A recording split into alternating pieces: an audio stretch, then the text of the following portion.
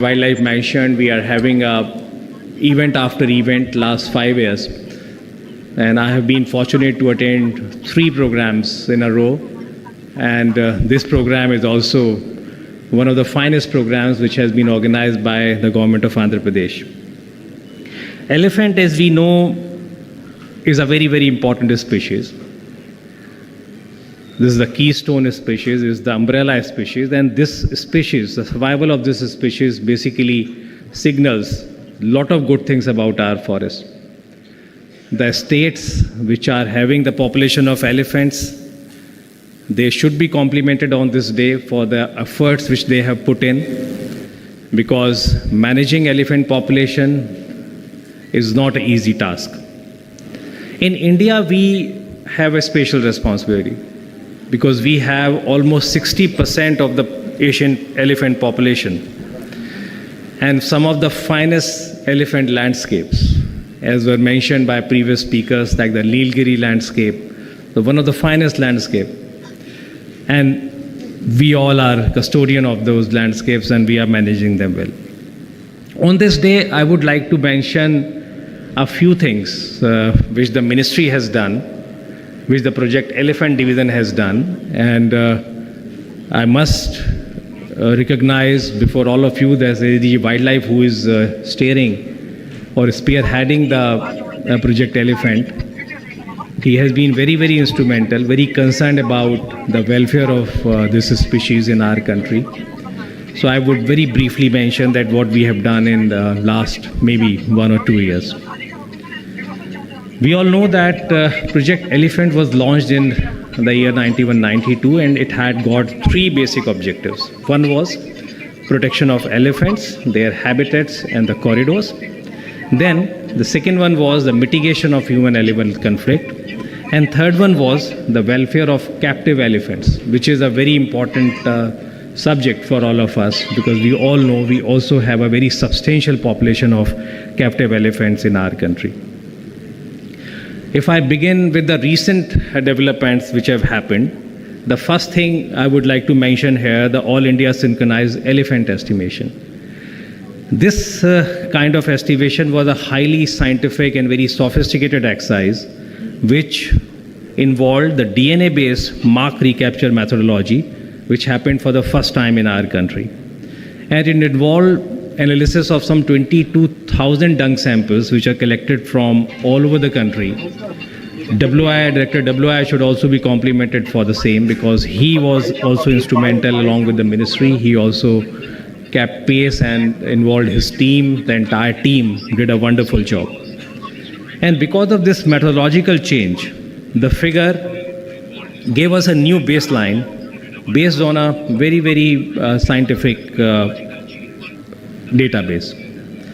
Secondly, we also did the DNA profiling of captive elephants, and we uploaded that information in the Gaj Suchana platform, which strengthened the identification, traceability and welfare of captive elephants, and a lot of malpractices which were happening in that area were stopped. As Pandeyji mentioned, the regional action plans. We all know that elephants is an animal of landscape. It doesn't know the state boundaries. It has to move, it has to survive, and it has to migrate. So a new direction in the management of elephant population was given with preparation of regional action plans for elephant conservation. And it also involved a very, very critical thing, that was human-animal conflict, which was so prominent and which was something which was a challenge before all of us.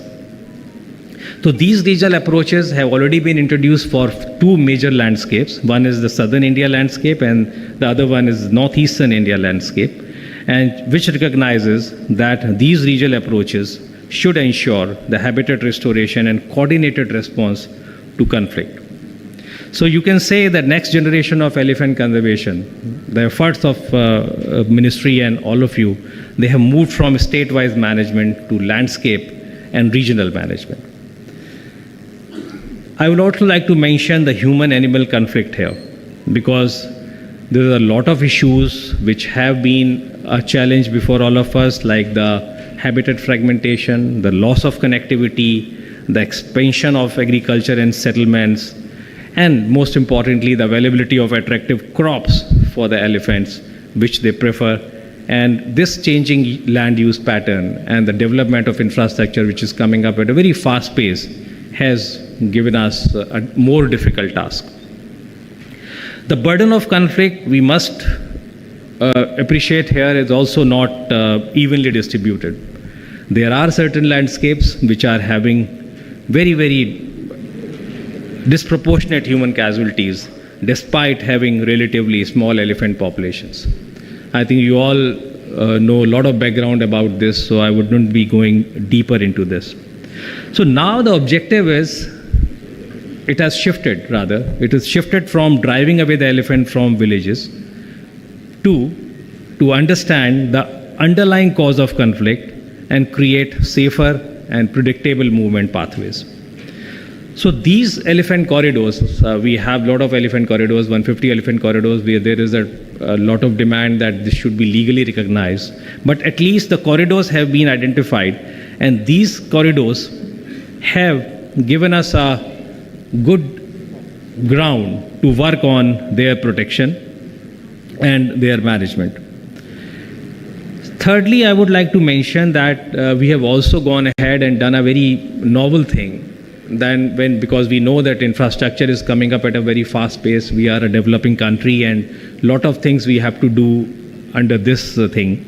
So the infrastructure related issues are to be handled in a very scientific manner. You would be happy to know that last year the ministry took a decision that whatever road alignments, whatever rail alignments are coming up in the country, there should be a technical team who should look into that alignment at the very beginning, at the project formulation stage.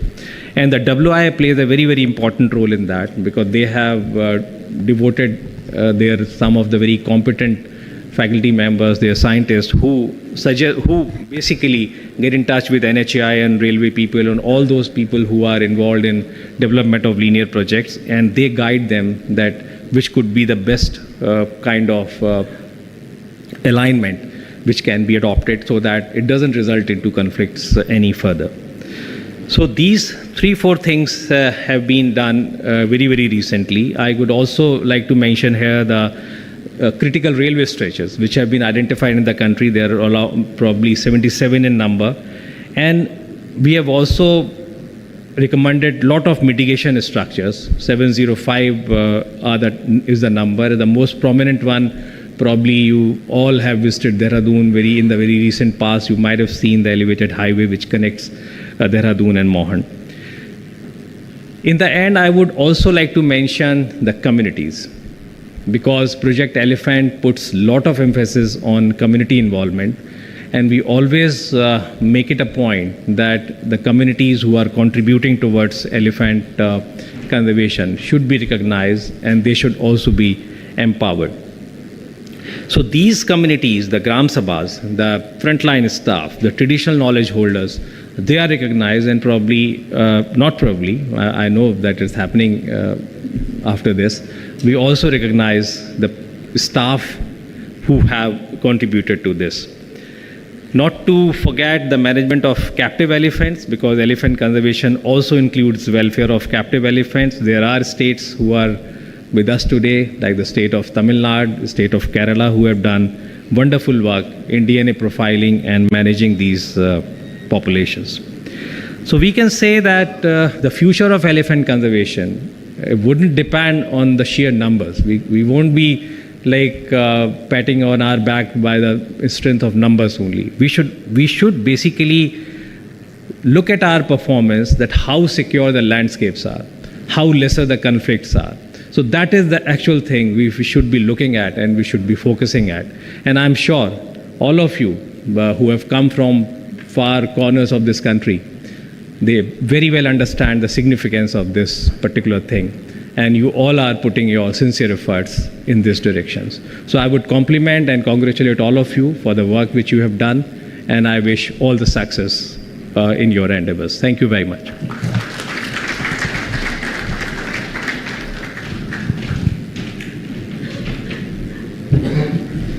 Thank you, sir, for those words. It is this encouragement which drives us on a daily basis towards working towards elephant conservation. Thank you so much, sir. I'd now like to invite Shri Tanmay Kumar, Secretary, Ministry of Environment, Forest and Climate Change, to deliver his address. So.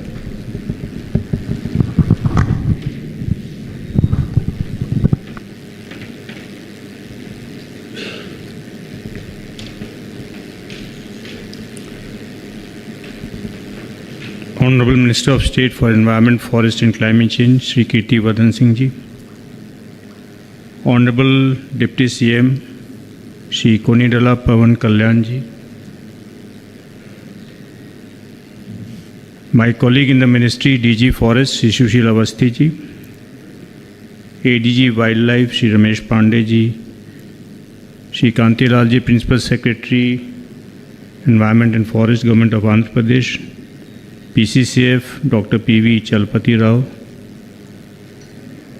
all the esteemed dignitaries present today in the audience, children from various schools, forest guards, community representatives, chief wildlife wardens, and all those who have gathered here today on the occasion of World Elephant Day. It is a proud moment for all of us, and I take this opportunity by complimenting Government of Andhra Pradesh and Deputy CM who is present here today for hosting this function in Andhra Pradesh, which has emerged as another habitat for elephants. Thank you, sir, for hosting this program and for bringing together various stakeholders today under one common roof. I take this opportunity to also compliment all those who have been involved in, conservation of elephants, protection of their landscape, protecting the captive elephants, and all those, right from the forest guard to the community representative, to the veterinary doctors, to all those who have been really, involved in this effort. And to add to this, the innovative program of Hanuman, which I was just mentioned by PCCF, that is another healing touch to the elephant conservation. I again compliment Government of Andhra Pradesh for taking this initiative. I also take this opportunity to thank all the children who participated in huge numbers. I am told that more than 20,000 schools participated, more than 20 lakh children participated, and the awareness that it must have generated across this country deserves a round of applause. I think children, when they get involved in anything, they do so with utmost sincerity, and they involve the parents, the neighborhood, and the awareness it creates about wildlife, habitat, and their conservation and preservation would go a long way in upholding our rich tradition and culture. Our culture has always taught us to treat the world as one family. Vasudhaiva Kutumbakam is our motto, is our innate nature.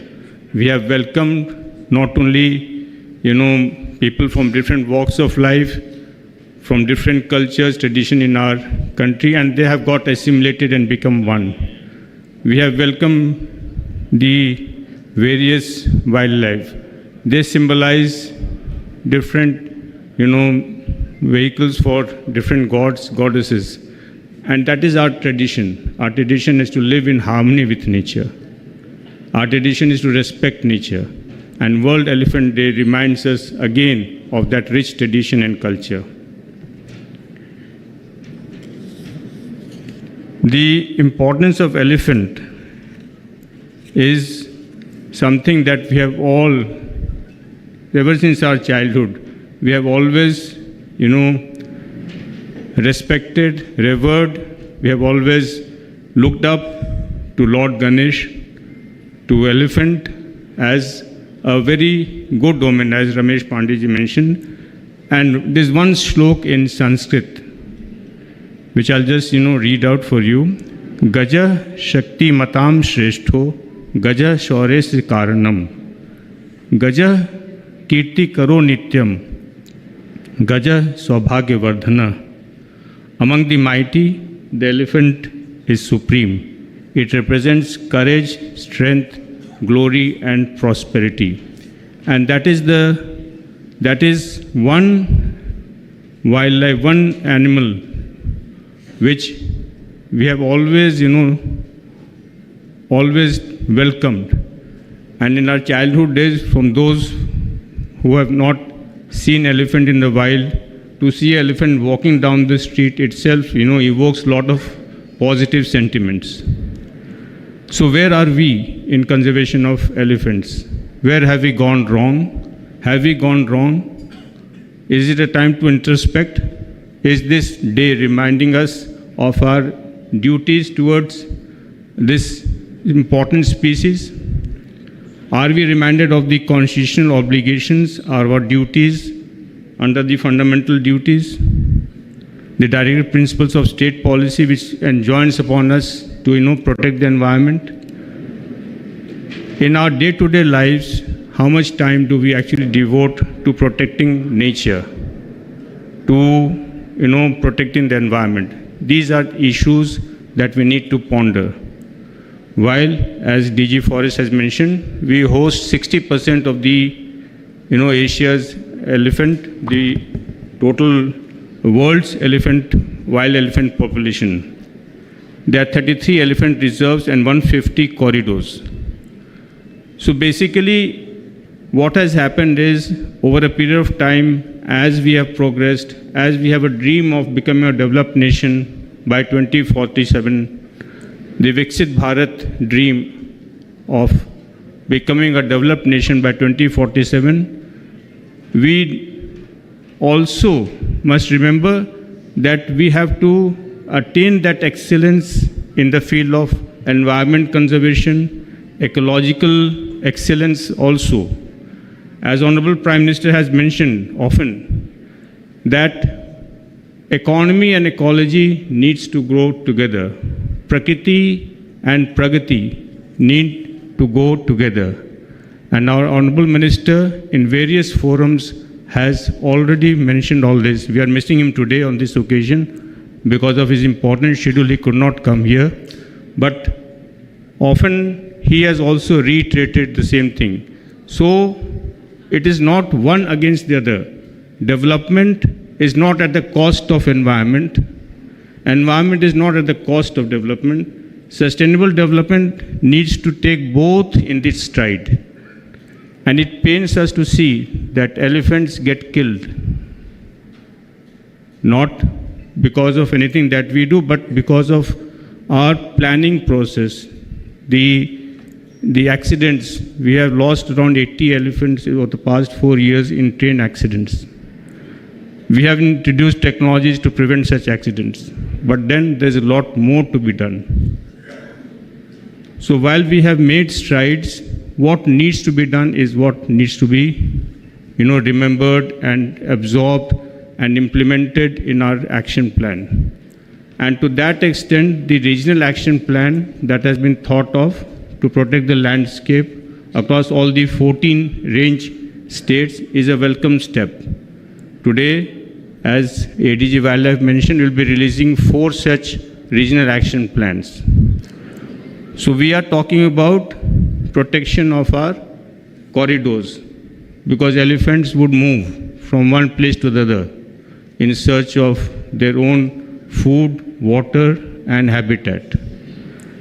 Now, as they move, we need to make these corridors a livable place for them. And for that, we need to look into the various aspects of habitat conservation that is important. So corridors need to be protected. Then our infrastructure projects that we undertake need to be made sensitive to wildlife, more so for such elements which are always on the move. So it is in their home that we are entering with roads, entering with railway network, entering with transmission lines, entering with water supply projects, entering with pipelines. So basically we are fragmenting their habitat. So whose duty it is to protect? It is our duty to see that when the actual inhabitants of those places, they move, our infrastructure doesn't come in their way. Our infrastructure facilitates such movement, and that is what we need to do. And for that, the technology that we have, the radio collars that we have, the early warning systems that we have, the GPS system that we possess, the infrared cameras that we can use, make use of, all those things are basically tools to enable the elephant to move peacefully, calmly from one place to the other, and we must welcome them. And for that, we need to move to the community. If the community is, welcoming in nature, if the community knows that the elephants will come, we need to take care of them through this method, just as we take care of our guests at home, then the world will be a much better place to live in. The community will enjoy the movement of elephants. The community would welcome them, and there will be peaceful coexistence. But for that, we need to also develop the landscape. So landscape-based approach is what has been emphasized. Since 1992, we have been implementing Project Elephant, and for that, we have come to a stage when we now have a holistic vision, the range states. Then they need to develop the landscape for the elephant movement. And for that, one step further would be to actually build the capacity of a frontline conservation workforce, the forest guards, the veterinary doctors, the Mahavats who take care of the captive elephant, to provide them timely relief. So the approach today, and which is timely, is to move from only species conservation to the actual landscape-based conservation efforts. From stopping calling it at man-animal conflict, because animal is not in conflict. Animal is where it was. We have come in conflict. So we need to move from this approach towards a paradigm shift and call it a peaceful coexistence of man and animal.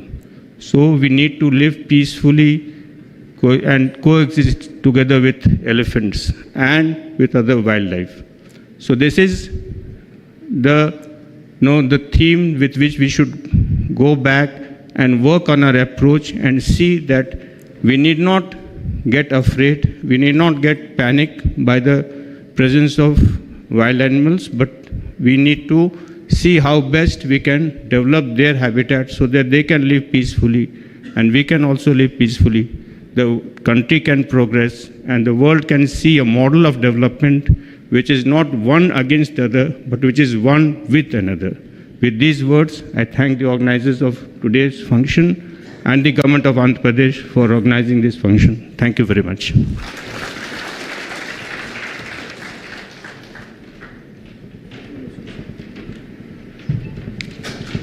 Thank you, sir, for highlighting the criticalities and challenges in elephant conservation, and the steps you have put forth will definitely assist the entire gamut of people who are here in managing elephants across the landscapes. Ladies and gentlemen, it's now time for the releases. I would first request the Honorable Minister of State and Honorable Deputy CM Andhra Pradesh to release the document titled 30 Giant Steps. This particular document highlights the various initiatives taken by the Ministry of Environment, Forest and Climate Change towards securing the future of our elephants. Sir, if you could please release these documents.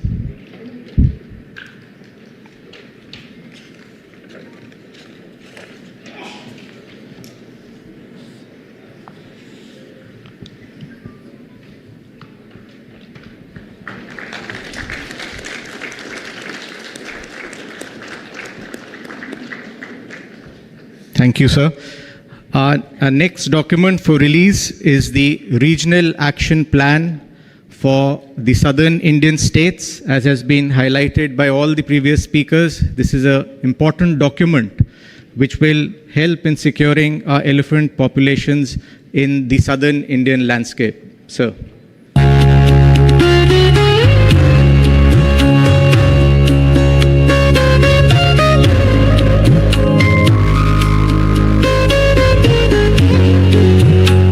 I would now request the dignitaries on the dais to release a very innovative and novel document, a special issue of the Journal of Wildlife Science, as well as a monograph which is published in the Journal of Wildlife Science.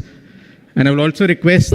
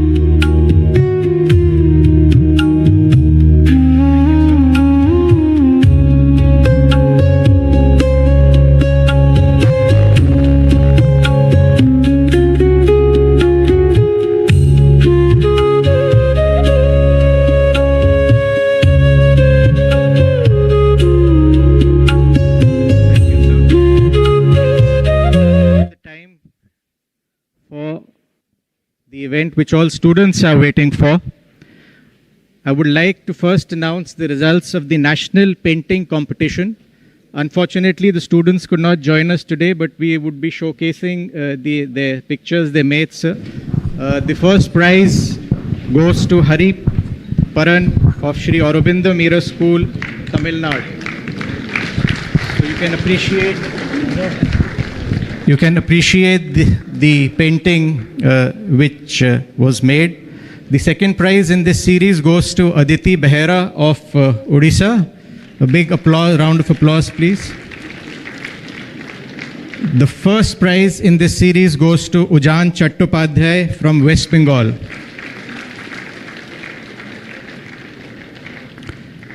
Thank you. Our next category of awards is for the local level competition which was held here. The award was judged in two categories, from classes 6 to 8, and the second category was class 9 to 12. I'll first announce the class 6 to 8 category, in which the third prize goes to G. Niharika. So if you can please come on stage to receive your prize from the Honorable Ministers.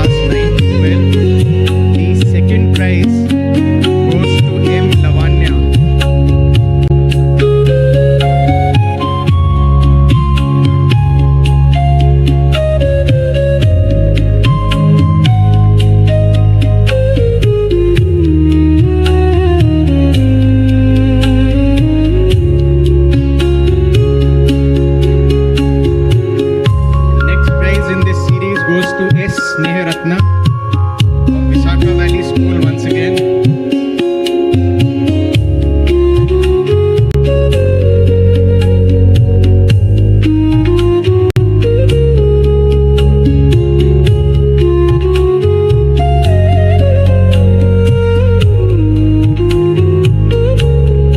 And the first prize in this category of class 9 to 12 goes to K. Shamini of SVLN ZPG High School, Visakhapatnam.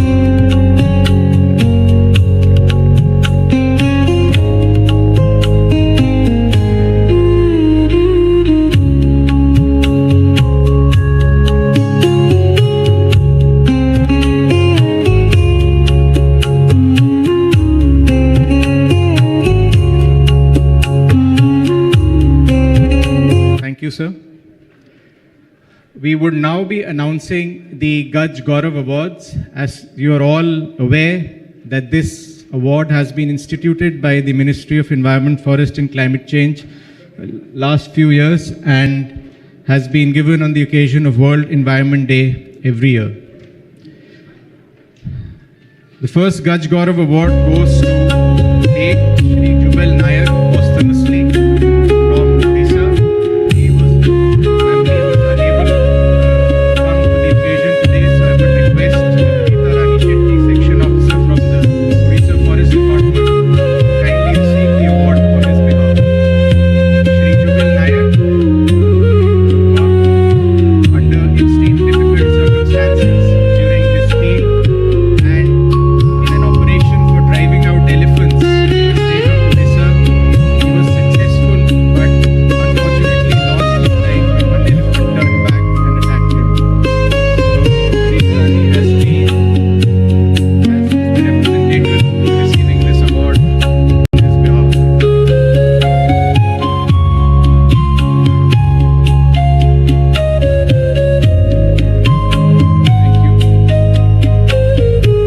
Thank you. Our next award